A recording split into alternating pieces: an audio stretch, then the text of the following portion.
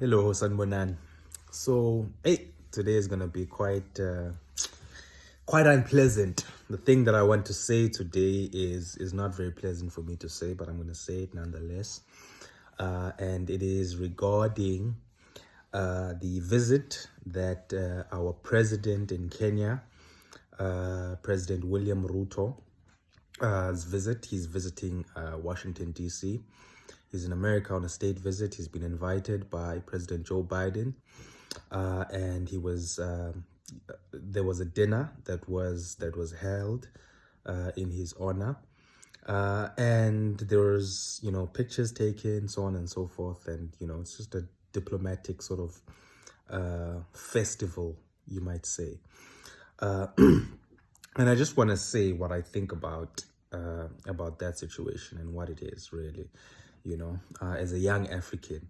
I think essentially what's happening is that President William Ruto has the hand of President Joe Biden, like on his head. Like President Joe Biden puts his hand on top of the head of President William Ruto, and he is brushing his head like this. And he is being told that, attaboy, that's a good boy. That's what that visit is. He's being told that he's been a good boy. He's doing what is expected of him. He's doing what is to the pleasure of the United States of America. They're letting him know in no uncertain terms that they appreciate what he is doing and how he's going about things, which is doing the bidding, doing the things that are to the benefit and that are in the best interests of the United States of America. And he, of course, that comes at certain points contrary to what is right or contrary to what is in the best interests of Africa, or specifically Kenya in this regard. And there's three instances that I want to sort of mention whereby President William Ruto has shown to be a person that does the bidding and says and appeases the West, appeases the United States of America. That's what he bends the knee to the United States of America. There's three instances. The first is the situation that's taking place in Haiti. Now, I don't want to spend too much time on the details of what's happening, but he allowed, or he asked, or he sent police officers to go to Haiti and sort of help out with the situation that's taking place there, doing what the United States of America wants him to do, because Americans don't want to have their sons and daughters go anywhere else in the world anymore. They had enough of that. They don't want the forever wars. They want no part in it, So they had enough of Afghanistan. They had enough of Iraq.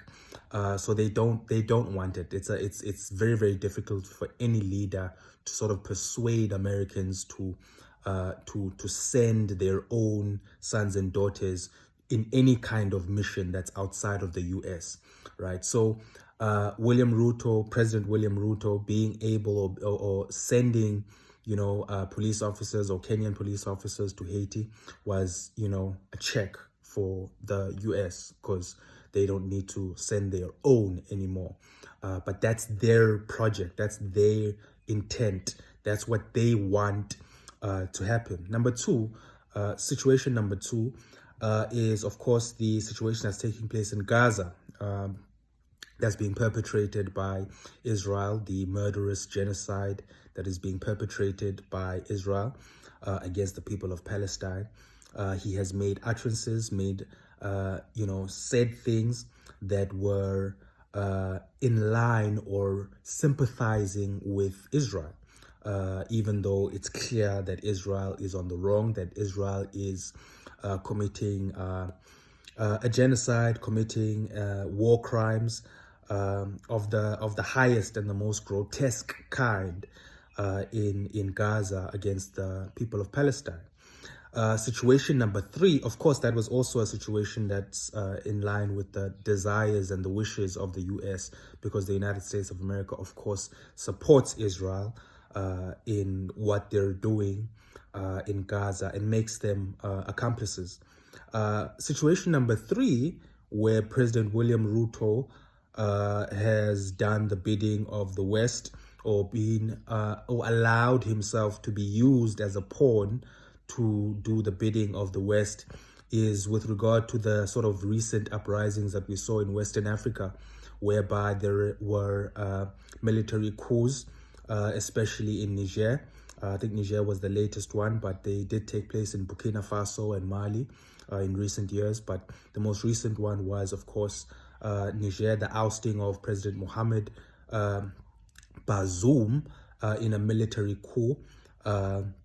His sentiments were against the military coup, which is backed by the people in Niger, against Niger, against the military coup, and in line with ECOWAS. And ECOWAS basically is the alliance between, you know, some of the other sort of Western African countries, and they are also used, you know, quite a lot by the West. They are an organization, a sort of alliance that is used, you know, by the West to do their bidding. So there's 3 different instances where President William Ruto has, you know, shamelessly done the bidding of the West.